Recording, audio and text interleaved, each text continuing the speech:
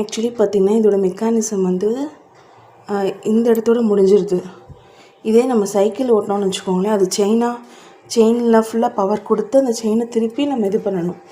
ஆனால் இது அப்படி இல்லை. இது இங்கே மட்டும் இந்த கம்பி ராட் கொடுத்து சுற்றிட்டுருக்காங்க போல். ஆக்சுவலி டைட் வச்சாச்சு.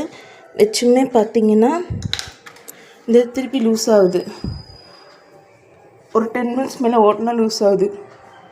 இது ஏஜ் பீப்புளுக்கு ஆப்டாக இருக்கும். ஏன்னு சொல்கிறேன்னா இதோட வந்து பார்த்திங்கன்னா ப்ரெஷர் கொடுக்க தேவையில்லை. ஈஸியாகவே பார்த்திங்கன்னா பெடல் பண்ண முடியுது.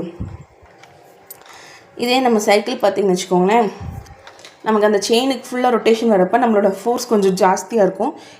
இதில் வந்து நம்மளோட ஃபோர்ஸ் கம்மியாக தான் இருக்குது. ஸோ இதுக்கு நமக்கு வயசானவங்களுக்குமே கொஞ்சம் ஆப்டாக தான் இருக்கும். இது வந்து வயசானவங்களும் வாங்கி யூஸ் பண்ணலாம். ஆனால் அப்பப்போ இந்த நாப் மட்டும் கலண்டு வருது. உள்ளே இந்த சைடில் இருக்கிறது மட்டும் கலண்டு வருதுங்க. ஓகேவாக தான் இருக்குது இந்த ப்ராடக்ட். 1400க்கு வாங்கினேன். இதுக்கு வந்து இது ஆப்டாக தான் இருக்குது. யூஸ் பண்ணிக்கலாம், பிரச்சனை இல்லை.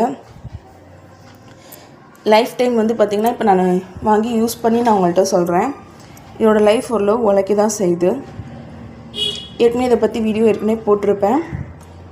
வேணும் இன்னும் மோர் டீட்டெயில்ஸ் வேணும்னா அதை போய் பாருங்கள்.